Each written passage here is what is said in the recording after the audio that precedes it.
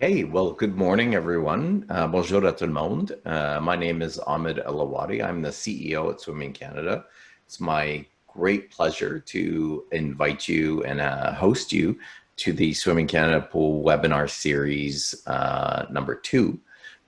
Today's topic is let me start over: advocacy, collaboration, and partnership. And we have a great team assembled today on this topic. And I'm just going to run through a quick introduction. But before I do that, just a couple of housekeeping items. If you have any questions, please feel free to put them in the chat box and we will address them as we go. S'il y a des questions en français, s'il vous plaît, vous pouvez aller mettre les questions en français. Puis, on va prendre le temps de les traduire, mais la plupart de la présentation sera en anglais aujourd'hui. That being said, I'm going to go ahead and proceed into our slides here. I'm going to start with the introductions.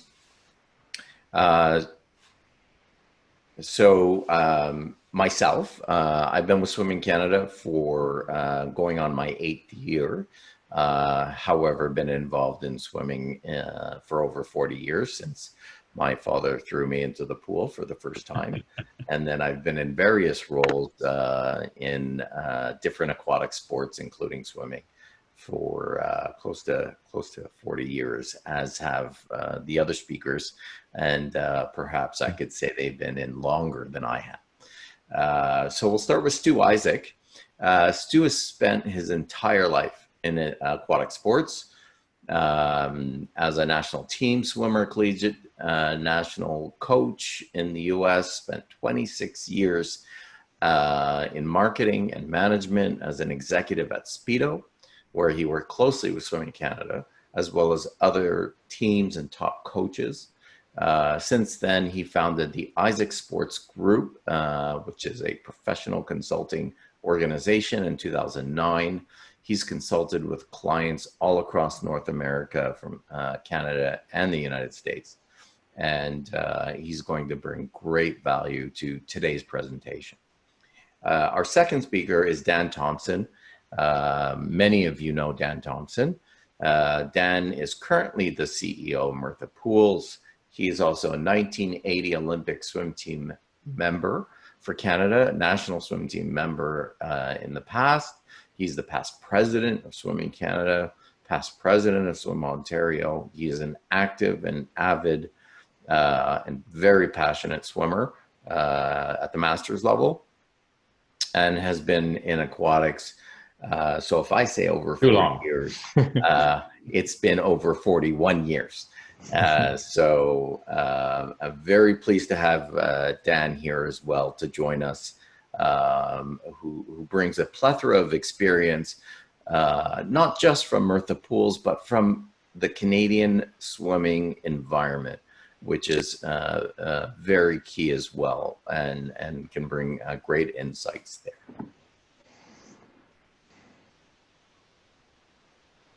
Okay. Sensitive. It's very sensitive. Very quickly, Swimming Canada, we are the governing body for swimming in Canada. We are the #1 ranked Olympic summer sport. My friends at athletics would dispute that, but we are the #1 summer Olympic sport. In addition, with our partners at Canadian Red Cross, Life Saving, and YMCA, we are positioned as one of the leading activities in Canada.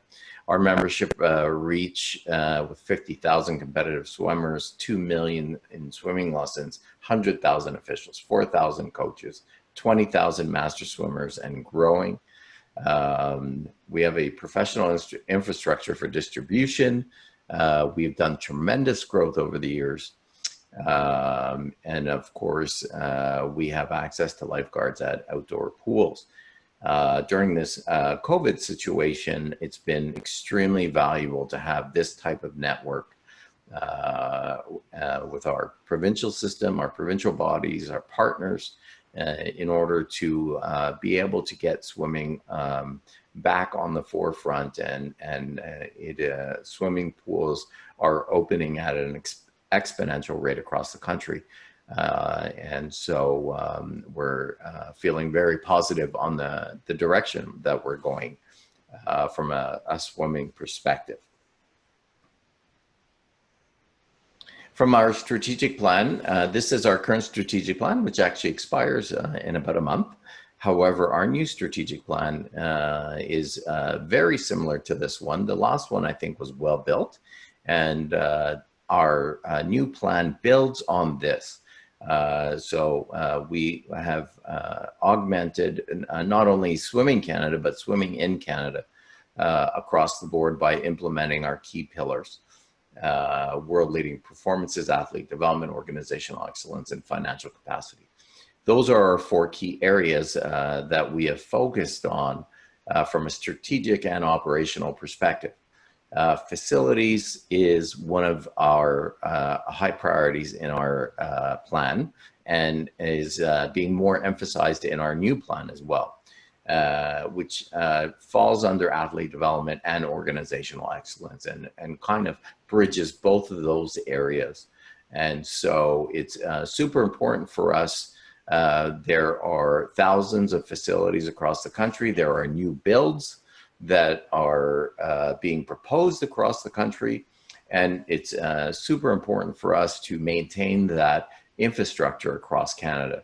So those facilities that need some help upgrading, those facilities that want to build new, and those facilities that want to understand the value and get that value. And that's why we've assembled this team that we have here today. We've done quite a bit of market research. We partner with a company called IMI. IMI is well known in the corporate world. They do research for everyone from Ford and GM to Air Canada. They are one of the gold standards in Canada.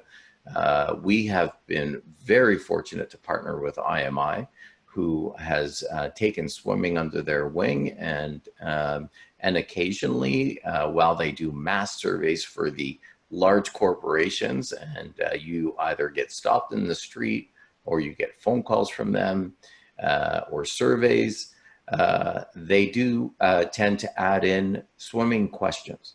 And one of the ones, and we have a ginormous report from them, but one of the key ones that always resonates with me is the question that was asked to parents, what is essential for a child to learn? Number 1 came out, learn to read. That was not a shock. The number 2 was learn how to swim. Canada is a land of pools, a land of lakes.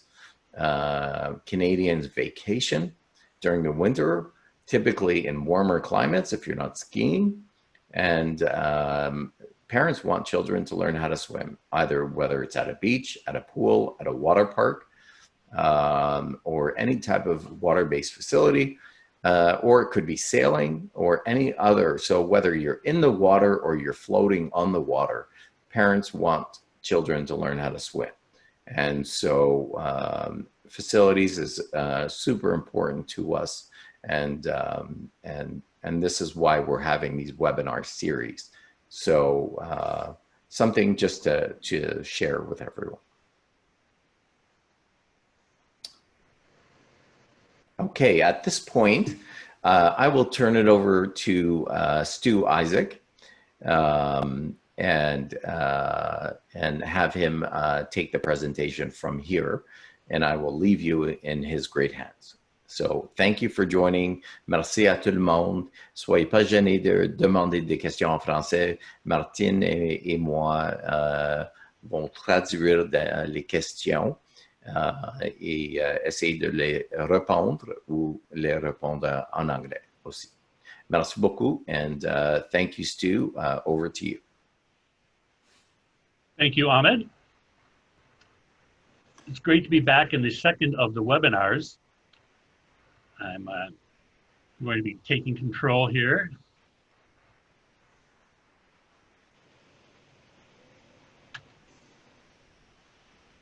although it's not quite working yet.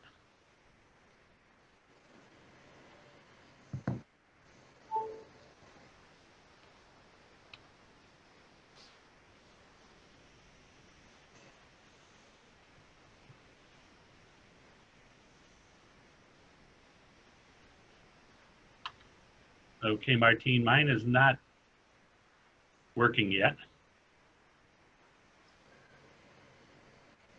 I will give it again to you. Let me know. If not, I can switch the slides for you. Okay, of course it worked during Rehearsal. setup. I can do it for you. Just let me know next and I will Okay, you can move on. change it. And again, not sure why that's not the case. Okay, next slide.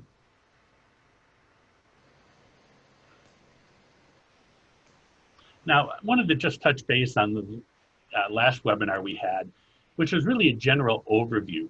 We really focused on the development process, identifying needs, understanding what needs versus wants are, identifying opportunity, challenges, leading up to understanding the process and then into strategy and action. Specifically, we talked about what it would take to be shovel ready, growing out of Ahmed's comments and some of the funding that may be available for aquatic facilities as part of kind of a fast forwarding of Infrastructure Canada's funding proposals as we come out of the pandemic. So move to the next slide, Martine. We received a lot of great questions in the chat room during the presentation, and also from the survey, really got an understanding of what some of the things are that you're looking for in your progress on developing a facility, advocating for a facility. And when we looked at this, topics of interest broke down, in our view, in two different categories, really development and strategy, how to make the project happen. This included funding, it included building community support, building broad-based support across all aquatic communities, and then developing partnerships. The other main category was design and costing. Design concepts were highly of interest to people, but all project costs. That was one of the most important things that jumped out that we're trying to look at. In what does it cost? How can it be done more cost effectively? I've been focusing on the development and strategy components. Dan Thompson and his Myrtha team are focusing more on the design concepts and the project costs. One thing I wanted to add, when you submit on the chat room, submit questions, not only will we try to answer that during the webinar, but we've had a chance to respond after this by email to many of you specifically and individually on your questions.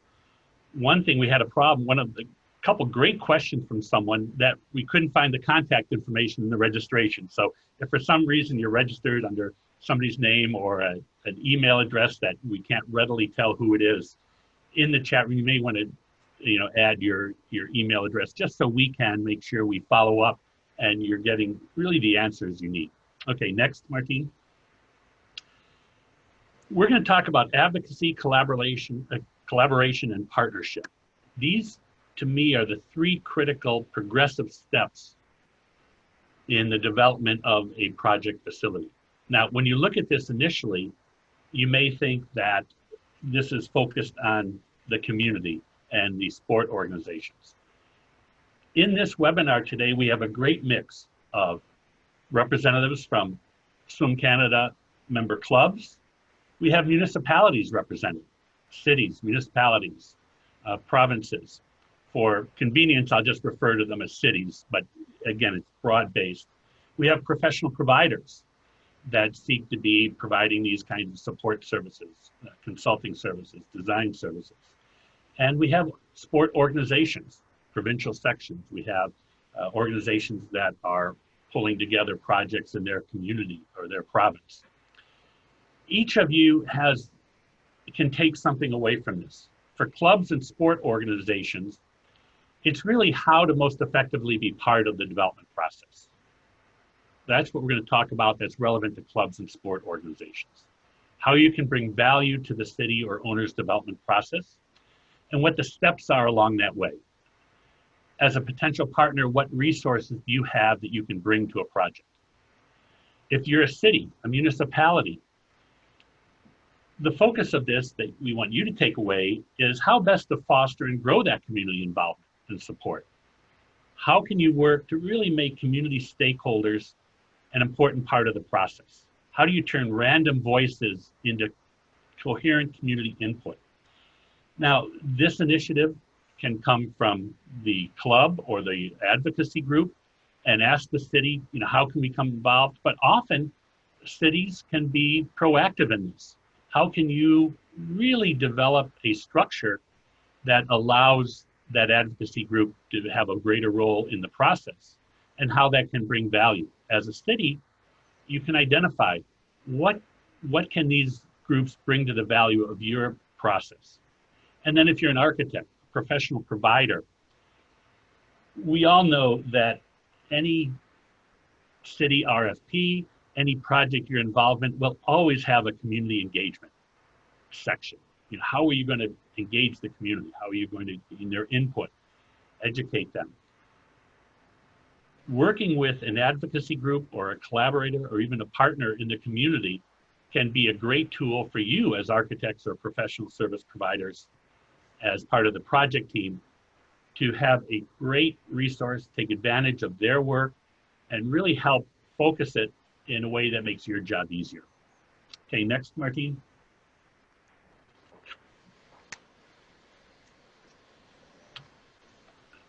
Next screen.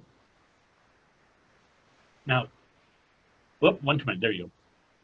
Let's start with advocacy. I'm going to define advocacy as an organized group or entity speaking on behalf of aquatic stakeholders and constituents. Usually this happens early in the process. In some situations, that can be the initiator of the discussion. As an advocacy group, you can be the launch pad for a potential aquatic project or expansion of existing aquatic facilities. During the city's initial discovery or feasibility phase, you can begin to, as the city starts that process, be a key advocate for an aquatic element, aquatic project. And then during the design phase, you become, as an advocate, a really great third-party reviewer of the process and continue to offer input along the way. In developing an advocacy group, you really have to develop your voice. I want to stress that you've got to be a broad-based platform. Competition, community, fitness, fun, family. All of that is involved in this. The successful advocacy groups I see have that broad base. Ones that have more of a challenge are the ones that tend to be more narrow focused. You've got to be a team player. You have to understand that, again, you've got to really speak and engage other potential stakeholders in the community. The more you can pull this together under one broader advocacy group is going to be very important. As a competitive community, you cannot just be the loudest voice in the process to gain impact or influence the process. You've got to have those other broader elements. The next key to me is branding the effort.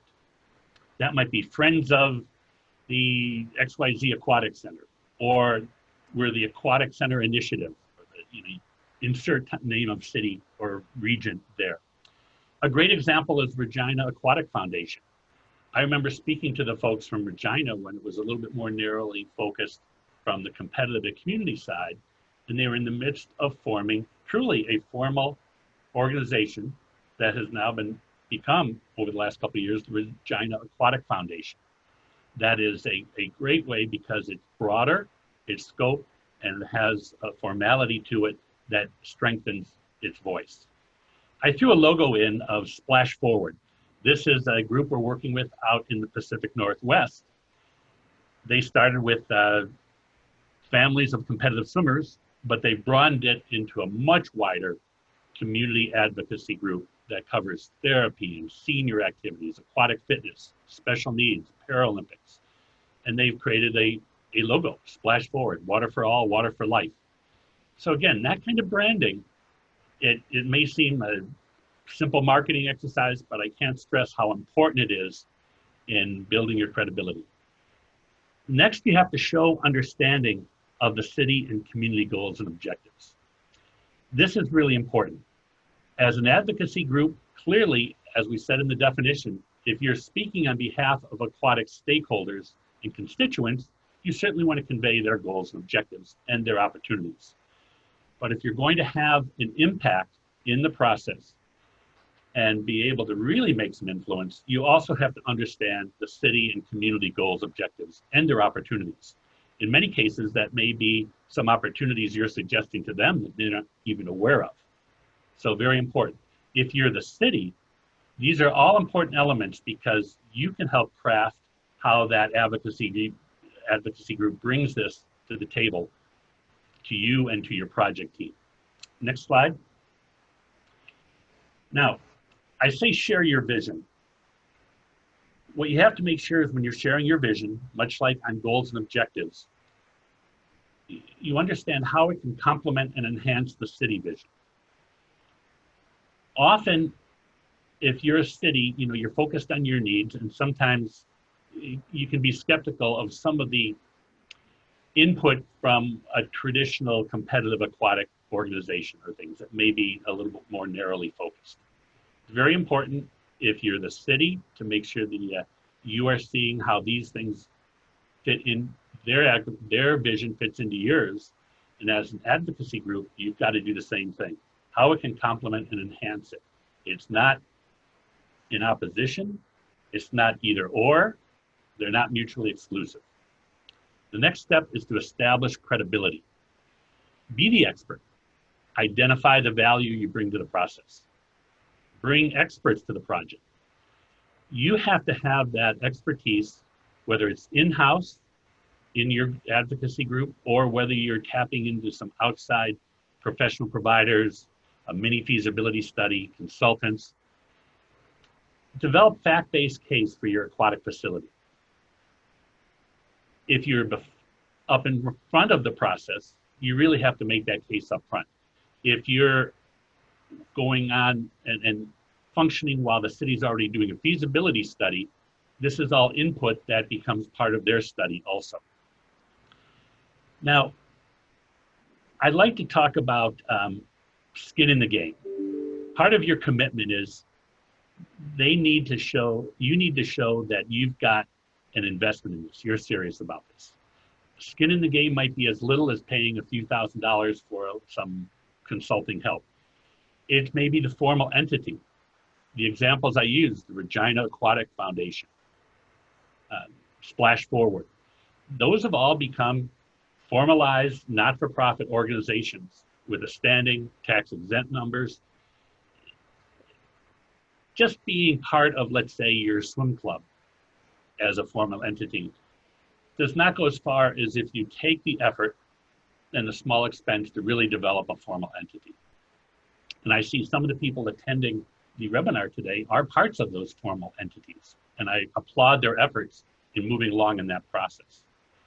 The next step is identify your resources. Who are the people and organizations within your group? Parents of people on the swim team, parents on people of the water polo club.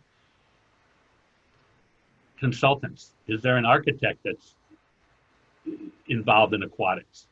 I attached an org chart, which is the board of directors of the example I'm using, Splash Forward, and it clearly shows who's on the board, but what their skill sets are, who they work for, and just this information goes miles or kilometers in the direction of establishing this credibility.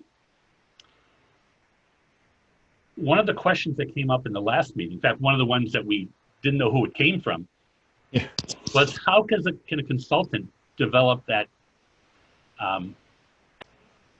can help that process? Do you need that in this effort?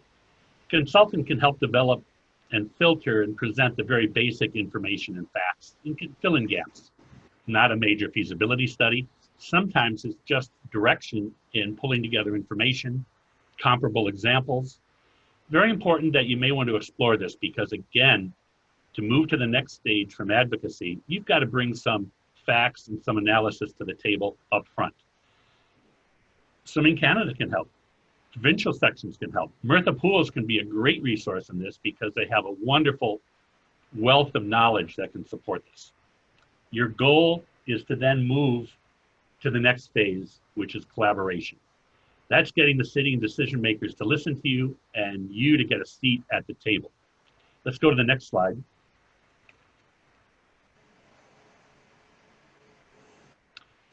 Collaboration is moving from advocacy, and advocacy groups should all strive to move to the collaboration stage. Then you become more than just a voice.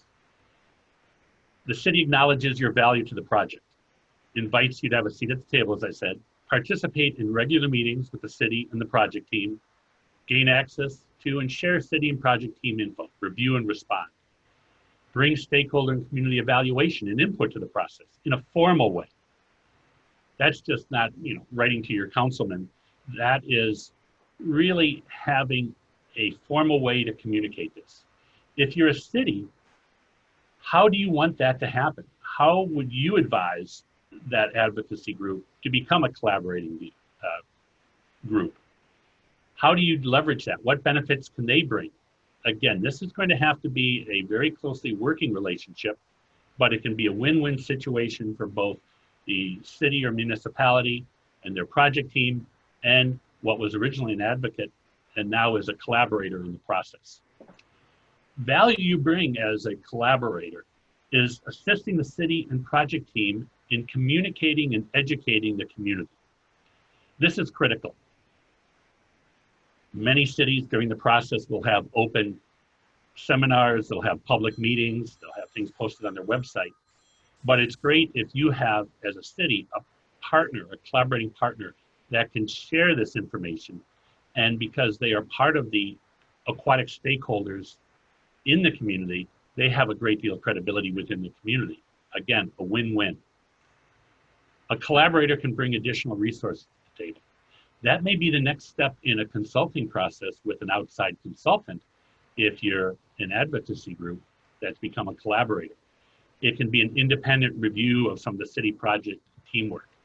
It can be a way to help the city evaluate the process of their team, their project team, and bring some alternate views and really get everything at the table. It's an advantage to a city because this can help in advance identify some issues that some community stakeholders may raise. If you're a city or part of the project team, you don't want at the last minute when you're presenting final plans or getting ready to vote where voices within the community that have not yet been heard speak up with problems or they become the naysayers.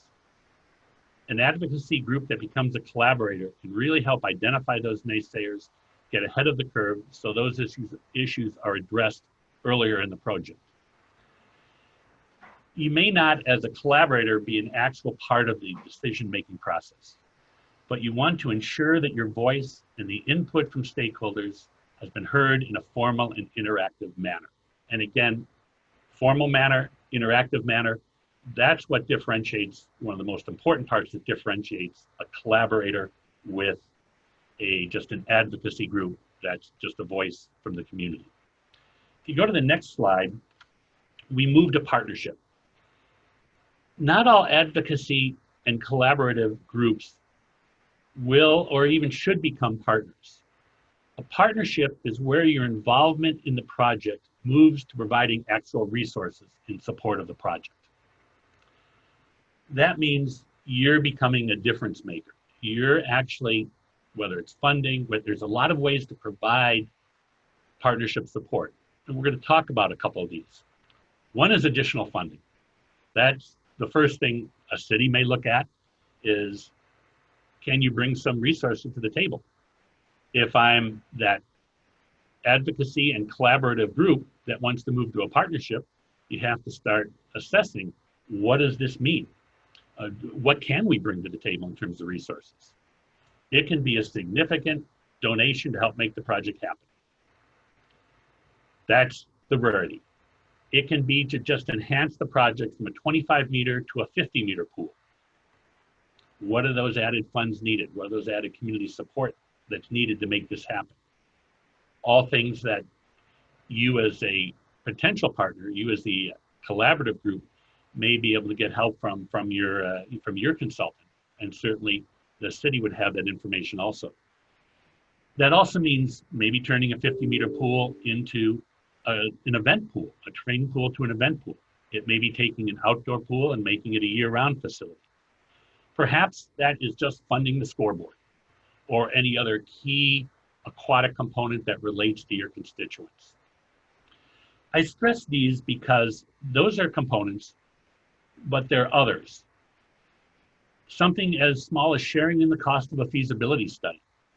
If the city is doing a feasibility study, boy, wouldn't it be great if you as a collaborative partner has a seat at that table as a formal part of that feasibility study, perhaps providing some resource to help make that happen. And maybe access to site and land if your group has the school district involved or a local healthcare facility, something that can bring land to the ops. A management role has a number of different components. Maybe your part of the partnership is helping manage the facility. We see this a lot in soccer and gymnastics in Canada. I'm seeing it now in several aquatic instances. We know that there are some clubs that actually manage the programming at a city aquatic facility. This can be also take the form of a long lease commitment. Let me use an example of this. There is a major club in the US, Swim Mac, out of Charlotte, North Carolina, very strong club, not for profit. They currently rented a community pool in Huntersville, and were using a lot of time. They were paying $350,000 a year in rental payments. What they said is that, well, we'd like to actually manage it and take over your Learn to Swim, but we'd also want to increase significantly our amount of time we're renting. So what they did is not say, oh, we're going to increase our rental time and what we're paying to the city, our lease, by 30%. What we're going to do is we're going to make a 10-year commitment that adds up to $4.5 million over 10 years. Suddenly that became news. A 25 to 30% increase in their rental fees when the city added a 50-meter pool. When you extend it over 10 years, it sounds a lot better to say this is a $4.5 million partnership with the city on this aquatic center expansion, as opposed to, well, we just raised the rent 25%. Again, a little bit of branding, a little bit of marketing, but this is something that can, if you're a city, it can be taking the spin and really making it a political and a community win. If you're a club, it's really taking a chance to reshape what you're presenting and spinning it in a way that is much more of a powerful factor in moving a project forward. We go to the next slide. The next steps, identifying and bringing other partners to the project. This is another way a collaborator or an advocacy group can help a project. Broaden their base and bring other partners to the project. Lead the lobbying and educational efforts on the project, especially if it's coming to a vote. Cities technically can't lobby, or municipalities cannot lobby, vote yes for Proposition 5 or something like this, vote yes for this bond issue. They can educate, they can personally, even sometimes limited to what they can personally do, but to have a broad-based collaborative group that can really support this is part of what I would define as an element of the partnership. Spearhead a public capital campaign to help fund the project. So the next steps in partnership is really for the city, for the group, for the project team, work together to identify and clarify what both sides expect in a partnership. What is the city looking for the partnership? How would the partner want to communicate what can they bring to the table? What are the resources they have that can really support the city, and the city identifying what they need from a partner. That is very important. And that's financial, but it's also all those other elements, potential elements of what a partnership can include. Establish a project timeline action plan with the partner. We see many times when a partner comes to it, a collaborator moves to a more formal relationship, you really have to have that action plan so you know what the responsibilities of the city and the project team and the partner are, because you want to make sure you're keeping this on track, and bringing a partner to the table is not slowing down the process. That is very important.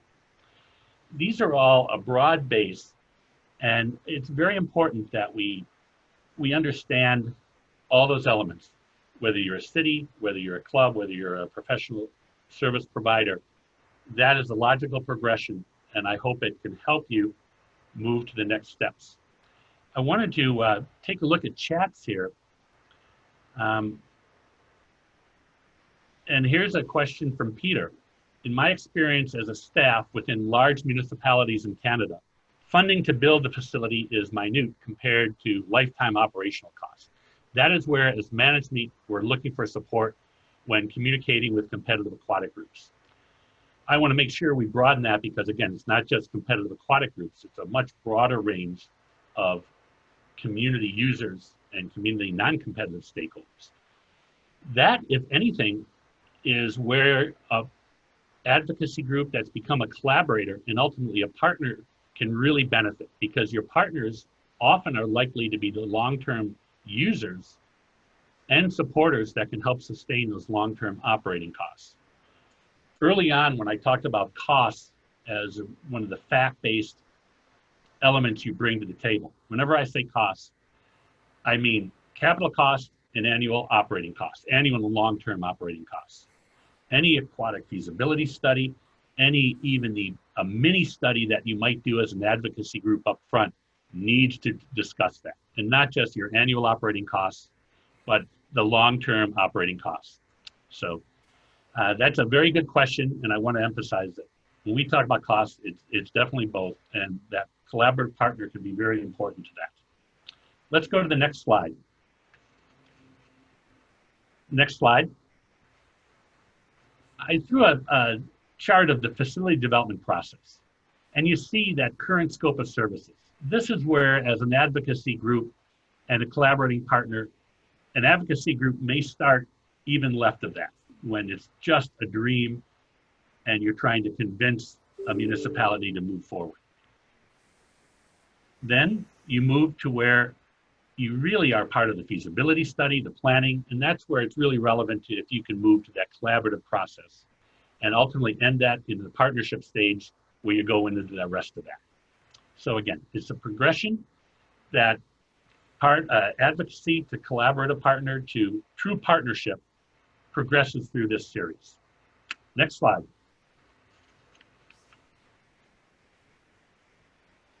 Looking ahead, this lays the foundation to these future topics. One of the first was management, programming, and budget sustainability. And this is, Peter, you raised that question about that long-term operating cost. That is so important that based on feedback from the surveys and questions like yours, we know that this is the topic of a whole seminar, a whole webinar. Another possibility is privately owned facilities, owned by a club or a coach as a for-profit, a club as a not-for-profit. Are they possible? What does it take to succeed? And examples. And a co-ownership, a partnership may be relevant to this. And then another major topic, more in Dan's and Myrtha Pool's bailiwick, is designing and building cost-effective, affordable aquatic centers. So that's kind of a little bit of looking ahead. Next slide. I'm going to turn it over to Dan Thompson shortly. Again, as you know, CEO of Myrtha Pools, and he'll be talking about some different partnership models and a case study where a group that started as advocacy and a collaborative partner became a partner, and it turned into truly an example of a true partnership in resulting in a facility. and other examples he has of partnership and private facilities in North America. And he can also address what we're all very focused on in the aquatic community and the recreation and sport community. What are potential trends in the post-COVID-19, what I'll call the new normal? This relates to operating, management, and programming issues, but it also relates to design and implications on project costing. So again, thank you for your participation today. And I want to turn it over to Dan Thompson from Myrtha Pools. Great. Thanks so much, Stu. Martine, you can go to the next slide and you can load the link. It might take a few minutes. But I wanted to thank Stu, and I want you to make sure we leave the mic open with Stu because there's going to be a lot of back and forth, I'm sure. But I wanted to talk a little about partnerships, and as I did in the last seminar, I want to make the offer to the swimming community, the aquatic community, the broader aquatic community, that Myrtha is a trusted resource, and we're happy to develop concepts and work collaboratively with you because it's a long process. Building a pool is a 2 to 3 year process. We've built pools all over the world, and we have lots of experience, and we're willing to share those with our friends in the aquatic community. So I want to talk a little about partnerships, and we've heard about partnerships for years involving coaches, swim clubs, and often built foundation. But there are really two primary revenue components. That being the swim school revenue, or the learn to swim revenue, that's a big bucket, and the lane rental revenue, which for many clubs in Canada is upwards of $400,000 a year, and it's guaranteed revenue. So these are substantial revenue. And it's almost to the point where many of our swim clubs can afford to go it alone, but they can't quite raise the capital, or they can't quite get or understand how to operate the facility. Now, COVID-19, I think, is going to change the landscape somewhat, already has to a degree. And, we're seeing where many of the third-party rentals are suspended and they have no access to municipal facilities, to go through multiple layers of health authority approvals to get going again. And Swimming Canada did a great job to work with the aquatic community to create those parameters. When I look at their essentially, so we've seen renewed interest in private facilities, and we're actually doing some work in the US, and especially US, there seems to be a real heart for them. So I look at there's three types of partnerships that we've got in the market. We've got purely commercial ventures. We've got foundations who fundraise capital costs and operate facilities. We've got a few of those, they're percolating along. And then we've got, as Stu talked, primarily with advocacy groups partner with a community. And this is more the norm in Canada than anything. But when we look at purely commercial ventures, we think of Australia, and yes, it's an outdoor climate, and yes, the costs aren't as high. But many, many swim coaches have figured out how to create swim schools. And often they own the swim school, and it's their revenue cash cow, if you don't mind me saying. And they also own the swim club. But the swim school is where they make a lot of money. So this has been quite evident, has started well in Australia. In certain instances, they'll work with a profit club on the club side, but in certain instances, they'll own. So certainly, there is an industry of swim coaches owning clubs and operating facilities in Australia. In Canada, we've seen a proliferation of Swim School Canada, and there's a group we just helped build a pool in Ottawa called Kids Can't Swim. You have this global group called Aqua Babies, and it's a system to really teach kids under 3 how to swim. Davina's, Felix Swim Schools, Aqua Ventures out of Vancouver, Pedal Heads. In where I live in Aurora, there is a new swim school opened up called Champion Swimming, and the owner has actually, so he's got a learn to swim school in a warehouse situation. He's a 20-meter pool, 4 lanes, and he also owns the swim club. So he is, you know, he's got both going. Interesting with COVID, he's actually been able to open. He's observing social distancing practices, etc. But he's actually open, and his club is running. And this is important. We've also got examples of private clubs. The biggest one in Toronto would be the Granite Club, who own and operate a swim program out of their club, and other examples like this. In the U.S., and Stu is more skilled to talk to this, there's a group out of Colorado called Pikes Peak. They gone down the purely commercial venture. They've gotten the loan, they've got the business model approved, and they're operating, and they're open and running right now, which is, I think, been a real boom for swimmers in that area, because most of the municipal pools are. Any comment on that in terms of Pikes Peak? You're seeing more of that? They were a club, for profit, owned by a husband and wife that had renting pool space for Learn to Swim. They're renting it at local hotels or private clubs. They're leasing time at high schools and community pools for training. And they felt they could do this with their own facility. They went through a very detailed analysis to get this. Business funding. So it's funded on a traditional, borrow the money for a certain amount. They brought revenue to it. And they have become, they broke even in their first year. And now they've been open pushing 2 years, and they're making profit. And they've really created a great model.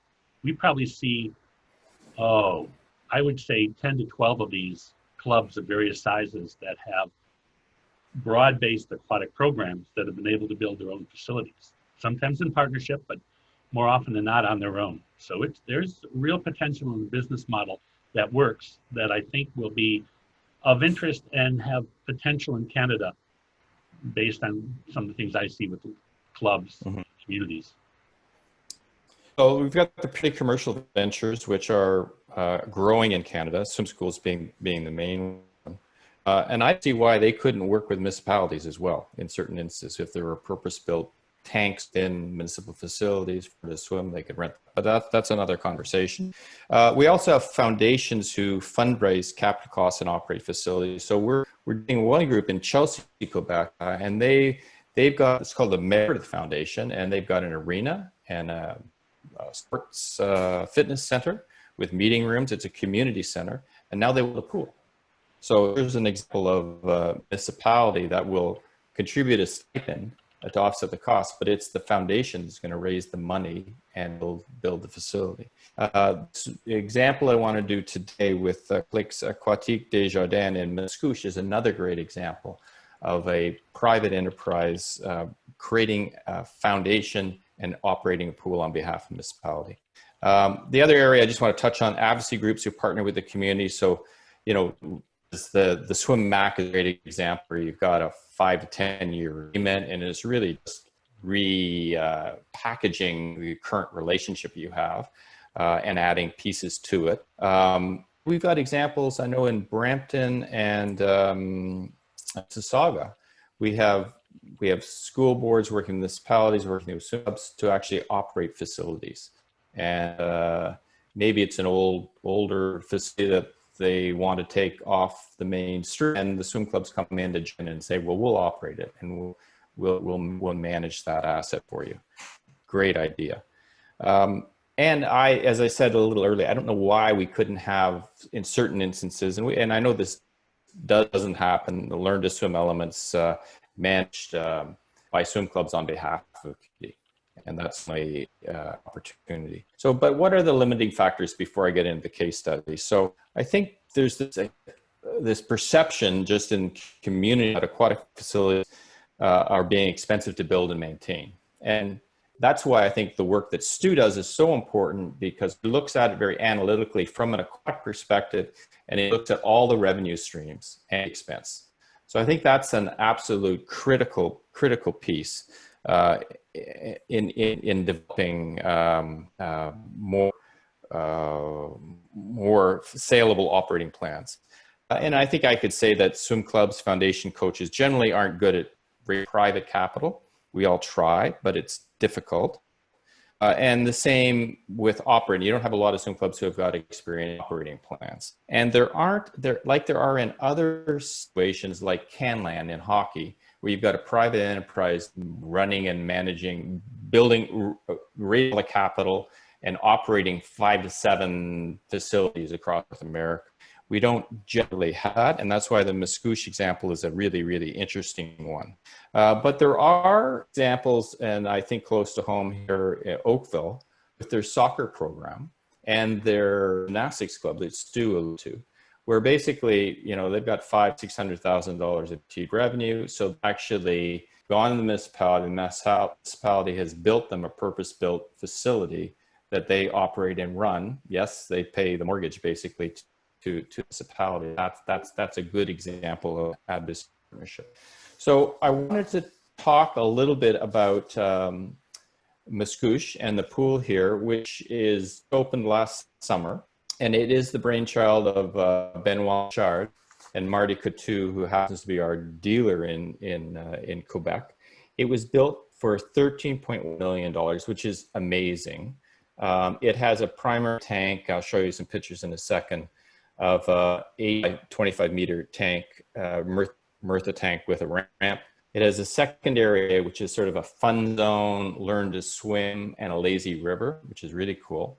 And they plan to build 4 more of these over the next number of years. The next one that's up is in Candiac, and it's going to be a little different. It's going to have a little different learn to swim area, and it's going to have a wellness center, which is really going to be good. So Martin, can you just scroll up a bit? I want to just go to these next bullet points. Partnership approach. So what Benoit did, and luckily he is from the construction business. Just, yeah, right there. So he understands construction and tendering very well. So he created, with the support, the collaborative support of the municipality, a not-for-profit organization called CAMI.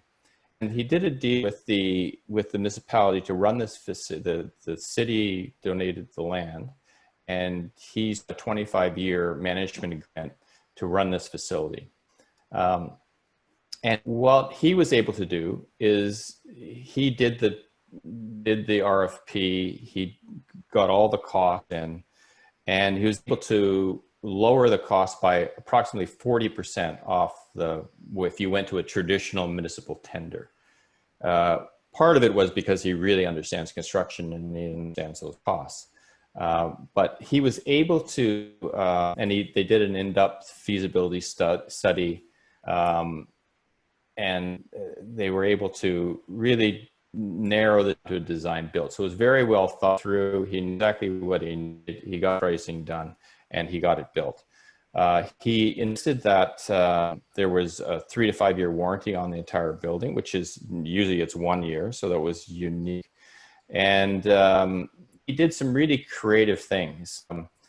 Well, one, because he was able to get the cost so low, they were able to charge a standard membership fee to the family membership, $120. So this went a long way to bring the revenue in, and he's already breaking even and making money in his first year. Now, COVID happened. I'm not sure what's happened since then, but that we'll get through that.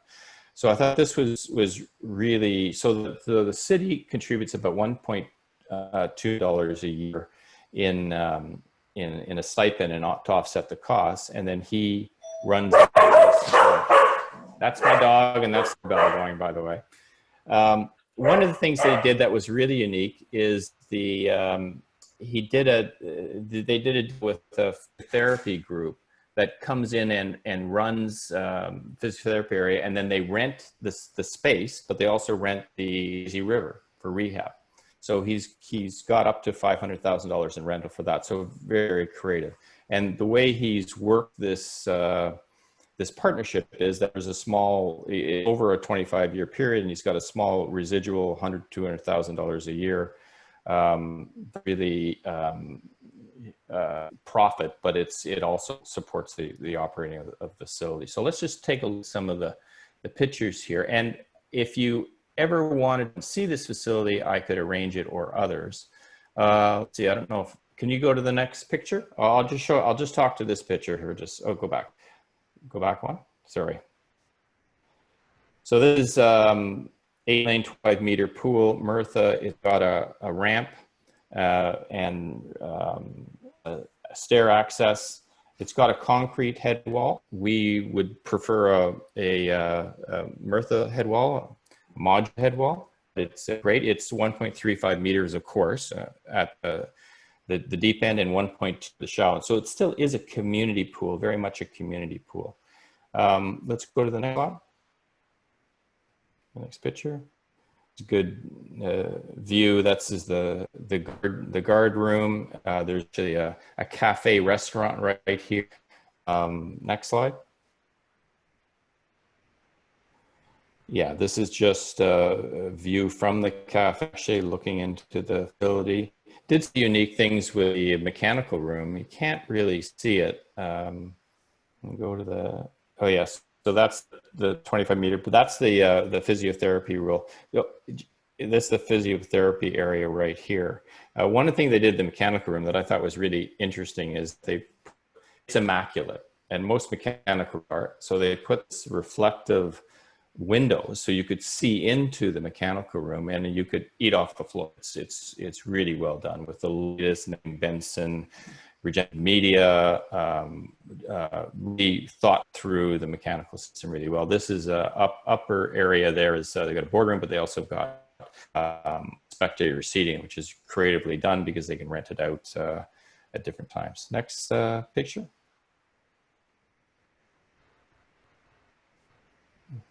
Okay, yeah, that's the ramp. You get a good view of that. So good community access. He's got two bodies of water. So he's got one is 81, 82. The other ones are 83 to 85. Next slide, next picture. Yeah, it just shows the overlooking the learn to swim area. There's a bit of a wall here. It's glass, but it creates inspiration from the two spaces. Next picture. And this is a really interesting area. This is the Lazy River Learn to Swim splash pad area. So it's very much community area, well designed and very, very functional. It's worked very well. And next, I think there's one more slide, and then that's got. Oh, there's another image of the swim area. This is a skimmer pool. So the other pool is rim flow, but this is a skimmer system to cut down on costs, and also for functional learn to swim. You don't necessarily need the rim flow, but the Lazy River is quite a great. They have fitness classes, and this is the splash learn to swim area. Very, very functional and great for families. Okay, so that's just an interesting example of a recent pool that is a good example of a partnership. One of the things that's interesting in Quebec is that Benoit has found a way to access public money and build it privately, okay, which is quite unique. And I'm not sure that you can do that in the rest of Canada. I still think you have to follow the traditional the traditional tender protocol in municipal world. So I think we got a whole bunch of questions. So why don't we open it up for some questions right now? And the chat room had a bunch of them, I know. And Dan, relevant to your just presentation, Alex asked about, is the pool being used for swim clubs, and is it used to run meets? So while you're on this club, yes. Yes, so there is a swim club that has been started there. They actually just got in the scoreboard, and they are starting to run swim meets. So it is being used for that. You know what I find regional community meets more than anything. And you know what I find interesting in the photos you showed, that 25-meter 8-lane section, which is what the club would use, it did have a ramp also. So there are ways to include in that traditional rectangular space that a club might use increased expansion, increased elements for a community use. A ramp in a 50-meter pool is great. It can be done without interfering with the training and even the event components of it. And that rectangular pool can also be used for recreation. So that's one of the things as you build collaborative relationships. There's the ability to integrate community, leisure, fitness programming, and competitive in a more creative way than we sometimes see in existing pools. Yeah. What else we got here? Yeah, clubs. Andy, I believe. I'll discuss a comment from Peter, and I responded to Peter directly, but Peter asked during my presentation, he says, in my experience as a staff within large municipalities in Canada, and I addressed that, but I wanted to follow up a little bit more on that. It's really important that anything you talk about talks about the operating budget, cost, revenue, and long-term. And I stress long-term because you have to know how to set aside the funding for major renovations or replacements or that rainy day fund that you'll sometime need. So that is something whenever we talk about costs, I want to stress it's capital costs and probably more importantly, as Peter says, operational costs. Yeah, and when I look at strategic plans from municipalities, they're often done at a macroeconomic level, and there's not a lot of detail necessarily. Now, they might have done some feasibility work, and they might have had some numbers, but a lot of those numbers, are more status quo in many respects. So what I like about the work that Stu's been doing in States Canada is that he's sitting down with these stakeholders and he's figuring out, okay, here's your current program and here's your current third-party rental program. How can we enhance it? What are the costs from a cap point of view? Are the revenue, what's the revenue potential? What are the operating costs of the facility? And I think, you know, many municipalities will the status quo. They won't necessarily say, well, how can I get this to the level? And I think it's important that the feasibility studies that's really addresses what could be done, what could be what could be the stretch goal, and what could be programs we could bring in to make this more feasible, give us more wall space, and allow us to do more programs. And I think that's really critical when you're looking at abilities to really deep dive on what do we got, what programs do we want to add or could we add, and there's some new things going on that we should be aware of, whether it be in the aqua fitness world. I was in Italy in Villafranca. They have this incredible 4-lane learn to swim pool that had resistance training, the people on aqua bikes, then aqua treadmills, and resistive units that people can do some strength training with. Really creative. So I think it's thinking out of the box a little bit and really taking a deep dive on what the feasibility study could bring in terms of incremental revenue, new revenue, and new programming. So I wanted to jump in here because I've been fortunate to spend time with Stu and Dan and the Myrtha team, and they're the engineering that is out there today is very different than what was out there in the past. So those that are thinking that these giant multi-purpose facilities are extremely expensive, there are facilities around the world that Myrtha and Stu have advised on or constructed that can meet the community's needs. So you don't have to have a full-size Olympic stadium type facility that has all the features that you want, but a very large price tag. There are ways to create those, and Myrtha has developed a multitude of water parks, pools, environments, Stu has advised on how to maximize that value of your investment and how to get an ROI as well. So it's difficult to do that in an hour or an hour and a bit webinar, but happy to field those questions, and the email addresses will be right at the end here, so that if there's a question or something that's just totally out of the box, that, hey, can we do X or can we do Y?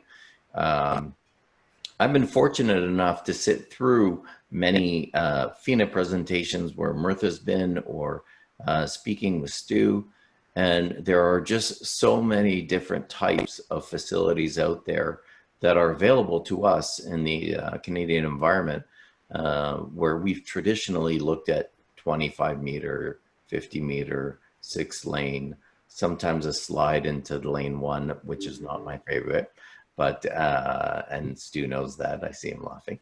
But there are a multitude of options that can be created with today's engineering techniques that just were not available in the past.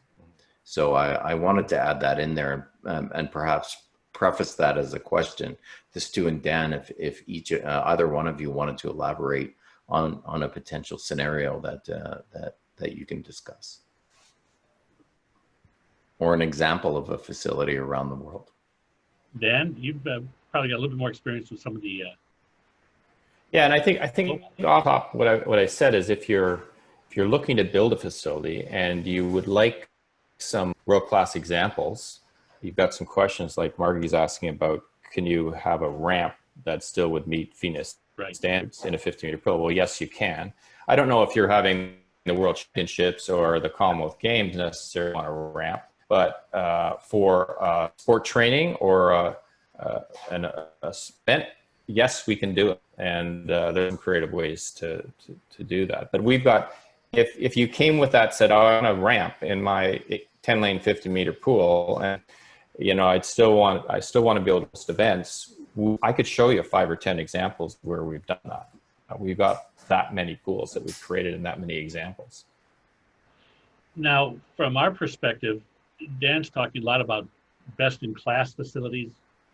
We like to talk about best practice facilities, where we can take a look. Yes, it's relevant to the design and the creativity of the design, but examples where pools have almost sustainable, or even better than sustainable, where they turn a profit, or they have a very high cost recovery.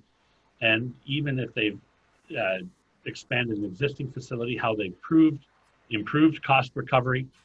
So when we talk about those examples, as Ahmed was asking about, we have both the physical examples as well as the management, operation, programming, and budget examples. And those can be very informative. I'll be the first to say we also have great examples of poorly designed pools and poorly managed and poorly run pools, which help inform us of what not to do. Sometimes you have to figure out where the mistakes are to make sure you don't make them, and then can be on the plus side of that equation. Yeah. Yeah, and so just to give you an example, I know maybe getting short on time, but we were approached by a community recently who said, look, we really want to go from an 8-lane 25 to 8-lane 50. We've got to convince the municipality, but it's still got to be a community pool. So what would you suggest? So we talked about creating an 8 by 50 meter pool with 2-meter depth at one end to 1.35 at the 25 mark, creating a new split bulkhead, which we have, which is fabulous, where you can go long for 5 lanes, of course, for the other half. So you can do the swim, you can do masters, you can do whatever. And then at the shallow end, we made the pool 1.2 meters deep, which again, we wouldn't necessarily have blocks at that end. So if you're doing a swim meet, you start at the deep end and off the bulkhead, and with a turning wall. So you still rim flow, but you still have access in and out of the pool. And so it serves both the sport training need, and it served the community need. We also created some smaller 6x9 Myrtha tanks on the deck, one for a therapy pool, one for learn to swim pool, and maybe one as a splash pad, or I would do another learn to swim pool. So, you know, I think it's really coming with your objectives and allowing us to go into our, you know, deep case studies or examples of pools that we've done, help you with a concept. Now, of course, we want to be specified Myrtha. That's another thing, and that's another process that we get into. But we're more than willing to help with these concepts along the way.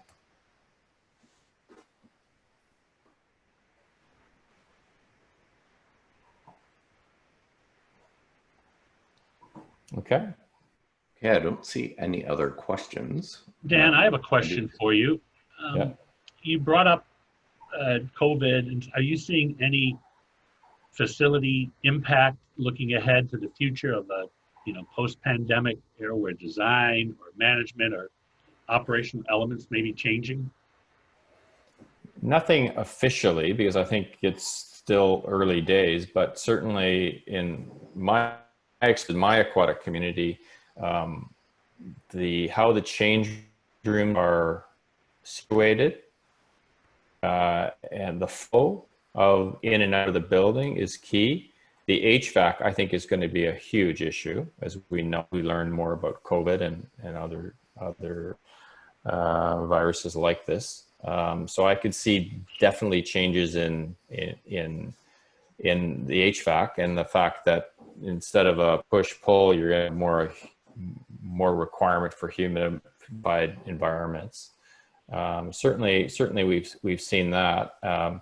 You know, I know we're getting our head around social distancing in the water, and 1 per lane, 2 per lane, 4 per lane, narrow lanes, wide lanes. I think we're going to shake that out, but I think that will evolve over time. But certainly this will have an impact on how pools are designed and built. But I know that from the research that Myrtha has done, that the actual environment, actual tank and the water is quite safe. It's a question I think that we're all that are being raised about the air and the air in the natatorium that I think is critical. And we're looking at that from a management and operational perspective too. Do we need added staff training? Is there added staff needed for disinfectant and more regular cleaning? Yeah. We have to operate the air handling system now with filters and a higher turnover rate of air. Same with higher turnover rate of water. So a lot of components, we don't know what they are, but some of the clients we're working with, we're talking about just developing a contingency, because we don't know what'll be code, what'll be required, what'll be best practices, but we know there would be some changes that we're trying to build a contingency in. So I wanted to just, since we didn't have another question on the top, that is something I know, Dan, you've talked a lot about in other meetings. The other piece I think is going to be interesting is there are many pools in Canada that have been closed for 4 months and likely will not open until September. So I'm really concerned about the operating, starting that engine up and making sure that all the systems are clean and that everything's working well. So I think, and that's why I think some pools aren't opening right away, because they've got to figure out how best to onboard the facility again. Have you found that, Stu? Are you seeing that? Yes, definitely. And a lot of people face that. Do they shut down? Do they keep operating minimal just to speed up the opening as opposed to draining and dumping? Yeah. But a lot of it is, and I think one of the greatest examples I've seen is some in Canada guidelines for opening, in terms of the very logical, detailed steps. So Ahmed, you and your team have done a great job in putting a lot of that guidance together, which can be very helpful for any municipality in looking to open. Yeah, and I think it's the collaboration of the swim club or aquatic club working with the municipality and saying, well, here's some resources we've seen, Swim Canada, etc., and you know, working with them to help massage or create the protocols. Well, thank you for that. And we do work with our partners at Life Saving and Red Cross YMCA as well, regarding the lifeguarding issues and the additional training they have to take as well. But we are seeing pools open in every province except one. So they do have permission to open, and some have opened and some are active. Some have limited their programs, but with every few weeks, they go to the next step. So we are looking at a positive outlook, but obviously, you know, the situation can turn quickly, and so we'll need to adapt in whichever way we have to go. So. Okay. Yeah. I know Margie asked a question about endless pools, and I'll respond to her separately maybe, but we do have a strategic partnership with them, so we can work with that. Okay, great. I'm not seeing any other questions come in, but Martina, if you can flip to, perfect. You read my mind. So if you do have any questions, please feel free to email Stu and Dan directly or myself, and we'll make sure it gets to the right person. Please don't be shy, or if you have an idea where it's out of the box or something that hasn't been done before, that's okay. We're in the environment of people are trying new things, like Dan mentioned. You know, we're seeing spinning bikes being taken into the pools now, and spinning classes being done as a revenue generation, as an added value item. So there are different things that are being done to bring value and ROI to facilities outside of just traditional swimming programs or swimming lessons. This is the purpose of these webinars, to help educate and to help bring more information. So thank you all for being here today. Merci à tout le monde.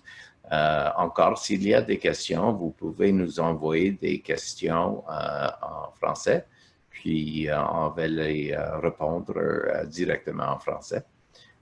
Et merci tout le monde, and thank you everyone.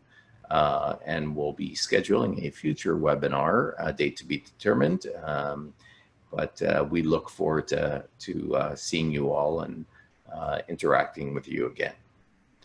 Thank you, Stu and Dan and Martine behind the scenes for helping us today. We appreciate it. And have a great rest to your week and a great day. Thank you.